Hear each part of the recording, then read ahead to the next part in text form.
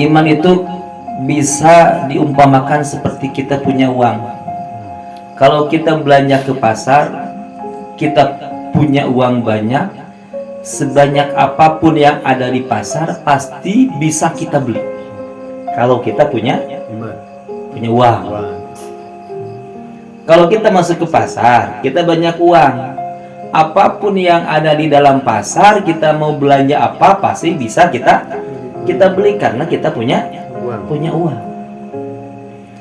Tapi kalau kita masuk ke pasar, kita tidak punya uang, apapun pasti kita tidak bisa membeli karena tidak punya uang. Begitu pula kita taat kepada Allah.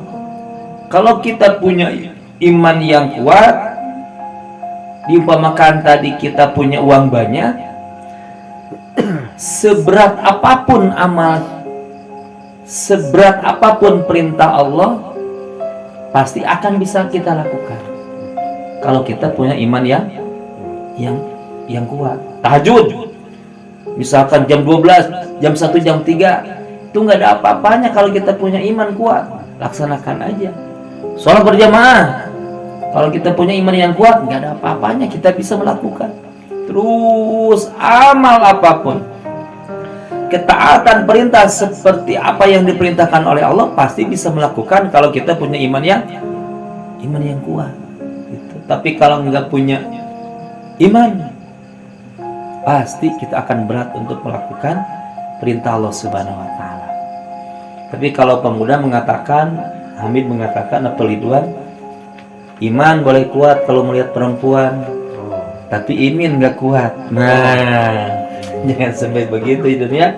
Jadi iman harus kuat, iman juga harus kuat.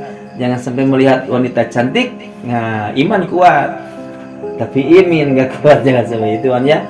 Jadi iman senantiasa harus kita pelihara supaya jadi kekuatan dalam diri kita, dan apapun yang diperintahkan oleh Allah pasti bisa kita lakukan. Bahkan tadi disampaikan bahwa penting kita punya iman, karena sekecil iman yang ada dalam diri kita nanti di akhirat akan dibalas oleh Allah dengan surga yang luasnya 10 kali lipat dunia. Sekali lagi, sekecil-kecilnya iman nanti di akhirat akan dibalas oleh Allah dengan surga yang besarnya 10 kali lipat dunia. Jadi iman itu mahal, Pak.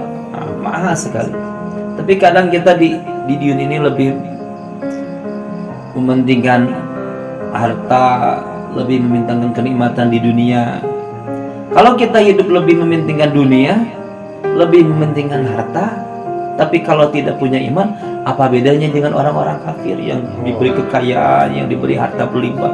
Bolehlah di dunia bersenang-senang, tapi di akhirat tidak akan ada kesenangan. Tapi bagi orang-orang yang beriman, walaupun di dunia nggak ada apa-apanya, harta yang memang seperti biasanya, apabila punya iman bisa ke bawah sampai mati, pasti nanti di akhirat akan mendapatkan surga.